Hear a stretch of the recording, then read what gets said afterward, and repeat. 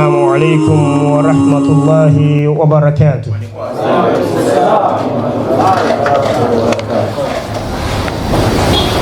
اللهم علمنا ما ينفعنا وانفعنا بما علمتنا وزدنا علما وفقها وعملا في الدين يا رب العالمين. سبحانك لا علم لنا إلا ما علمتنا إنك أنت العليم الحكيم. Chambilila tumyamike Allahu subhanahu wa ta'ala yemwe watufewetsela inu ndine kufikana malo ano. The first and foremost, we have to thank Allahu subhanahu wa ta'ala, the creator of this earth and the entire universe. We are appreciating to be a part of this deen, and it's a big blessings from Allah subhanahu wa ta'ala choosing you and me to be as this ummah of Muhammadin sallallahu alayhi wasallam. For that, it's one of the big blessings that we might not even wish of having anything in this dunya as well as in the akhirah, because we are already having something huge in the deen of Islam for the sake of Allah subhanahu wa ta'ala. Balango kondeka ine ndine okondwa kuti ndafika malo ano kuyamikidwa consent kwa Allah subhanahu wa ta'ala amene wafewetsa kuti dite kubwela malo ano, komanso ndine oyamika kuti anthu akuno kufishuku anaganiza zotitana kuti ndite kubwela, and alhamdulillah muchifuniro cha Allah takwanitsa kuti ndibwele malo ano. Mutu watu umene afotokoza shawishi atu ndi mutu okudzana ndi at-tauhid wal aqida. At-tauhid wal aqida tukumva tamva alhamdulillah mutawi mene ine ndafika malo ano, komanso ndisanafike mashiyukhu atu akala akufotokoza kuti kodi aqida ndi chani, atauhidi ndi chani. Ndeno izi afotokoza apeleka mayankho ndiye that's Islam. Islam yagona pa adhikr wa dhakir fa inna dhikra tanfa'u lil mu'minin. Ndeno tidzingo kumbutsana suti pano paimaso shekhe wina amene angapeleke al-ma'rif yosempana ndi zimene mashekhe ena afotokoza. Maulama ananena kuti at-ta'rif at-tauhid al-ifradu Allah subhanahu wa ta'ala bil ibadati wa ghayruhuma mimma yakhtassu bihi subhanahu wa ta'ala.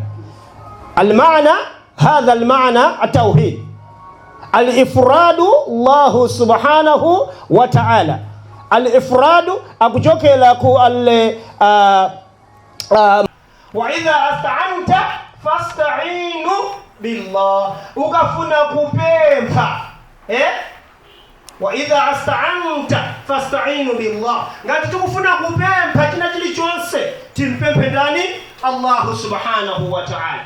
Tatieni tuone kuti kodi inu ndine our fellow brothers tikafuna kupempha tukumapempha ndani? Ife tikafuna kupempha tukumakapempha kwa ndani? Lero lino tikafuna kukwatira tukumakapempha kwa ndani?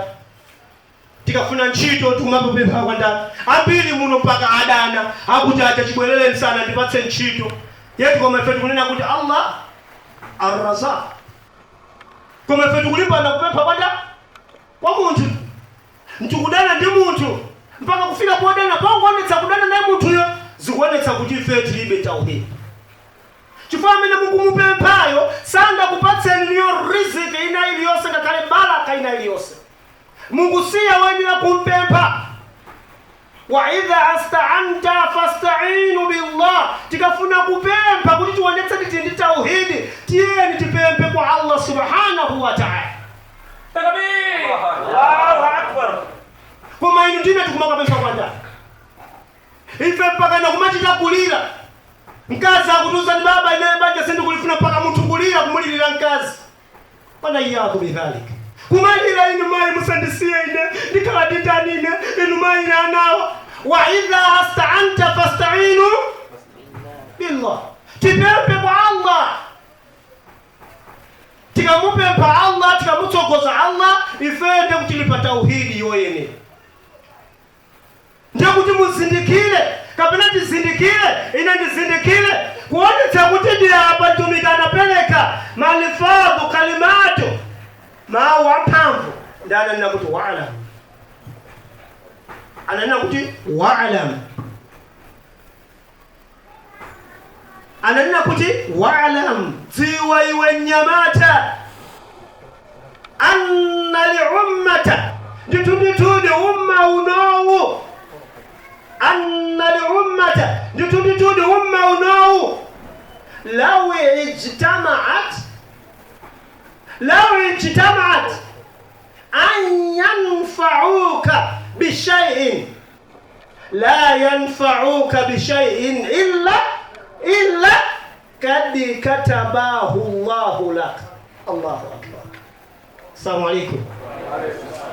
Tukufuna tiveteza pamene apa ndi pamene wina aliyese anga dziwe kuti kodi kupambana kwa tauhid. How is it powerful at tauhid? Wa'lam anna al-ummata nditu dziko lonse kutengera anthu America imene timayenera kuti ma superpower kaya ku Europe kumene timakunena kuti ma superpower ko Asia, South Africa anthu onse kugwirizana ndikupanga mashura president wake kukhala Donald Trump osokonezana kuti pano tufuna dachitira akuti acha zabwino law ijtama'at an yanfa'uka al-manfa kuti akupangireni zabwino whosoever kuti afuna ampatse chuma kaya ndichani lam yanfa'uka illa kad katabahu Allahu lak. Sizingateka kwa badra zokazo zimene Allah ana alemba kuti izi zachitikira auje tsiku lako nthawi yako. Takbiru! La ilaha illallah! La ilaha illallah! Muhammadur Rasulullah! Takbir! Izi tikuonetsera mphamvu ya tauhid. Koma inu ndine tikuzidziwa zimene. Lero lino ife tikumakhala kumadandaula kumalira. People in Gaza, they are suffering. You know the reason why they are suffering? It's because of you and me. It's because of you and me.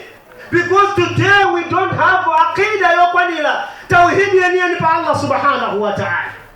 Tikamakhala timatia kuma tukuyembekezera iya kuma America yo ndima Europe yo mabwirizane amene mpaka na kumamacha. Kumapanga toitoi. Zimene mudini is not around. If it were not macha kwandani kwa Allah subhanahu wa ta'ala. Tukwadi kwa Allah subhanahu wa ta'ala. Timpempe Allah. Kumpempa Allah, kumpempa chenisheni. Ndichifoche kemuona kuti one of the condition asharut yovuta kwa yabwino kwambiri yofunikira imene imapangitsa kuti aduwa ya muntu iyankhidwe ndi atakiwa ya muntu kwa Allah subhanahu wa ta'ala. Takbir. Tikatuone al-ulul azm atumiki number 5 amene analipo 5 akulu analipo atumika mbili koma mwana ndo atumika amene Allah anayesa. He tested them. Myself upon myself. Kuma they passed in flying colors. Why? Chifana nje atakiwa yokwanira pa Allah subhanahu wa ta'ala. Tukupita kwa Musa alayhi salatu wassalam. Adamu unyamuke njana Israeli uchoke nao. Uchoke mu Egypto. Then kuma namuchenjeza kuti uzindikile kuti Ayuda ndi Firaun akutsata sakusia tione atakiwa ya mphamvu imene inali mwa Musa alayhi salatu wassalam. Koma Musa amanda ndiye anthu amene analibe chani alada wal maishu at-tauhid. Analime tauhid. Iwo analime utaacha. Musa kuyenda atapita kura, atafika pa Red Sea. Afika pa Red Sea. Zilingani ndajogera ku Hotipe. Ndense uja watsekedwa kosa watsekedwa. Ku Allah kungo ndonesa baba podu sandendia. Twena tuoloke mata mpaka ku Hotipe, otherwise balibe sonjira ile. Ndikufika pamene paja. Pamazi paja kuti kodi ndidusa bwanji pamene. Anayamba kuyankhula Bani Israeli. Kumunyoza Musa. Iwe Musa kuyankhula zambiri zimene zinayankhulidwa pamene posakhala zabwino. Anatichani. Wakalu ashabu Musa inna lamudrakun. Ndithu ife pano akuona Firauni ndi asilikali ake akuthamanga kuti ife pano ndetatani tata. Koma Musa anaticha kalla inna ma'iya rabbi sayahidi. Anana no kalla sizili choncho. Inna ma'iya rabbi ina ndilindimbu ya wanga sayahidi. Andipatsa njira kuyankha kwa Musa. Dena kuyandikila Firauni ndi asilikali. Then pamene no Musa sona Yesu alikodibya Allah tupange bwanji alidikilira. Atango talapa mwana kufika ndipamene Musa tenga ndodoyo kwapula madzi. Zinatsekuka zivada zokwana zingati. Baada ya Musa alipokuwa nanga okwana 12.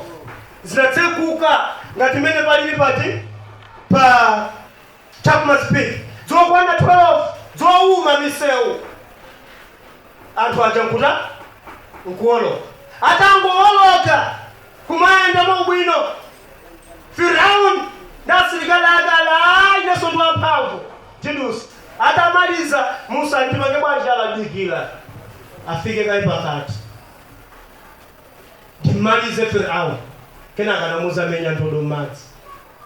Kutakwa Firauni kunali kuti kumene chifukwa chani atauhid. Ifele lalino chikumakhala anthu opanda chani imani chikhulupiriro chokwanira mwa Allah subhanahu wa ta'ala. Ndeno maesero ena aliwosaka abwera timayambano kukayikira, timayambano kuyabzamira kucholenkhedwa. That's why tikunena kuti ku Gaza zinthu sizingateke. For Allah so alidimkwiya ndi ife asilamu fe chifukwa choti imani tilibe pa Allah subhanahu wa ta'ala.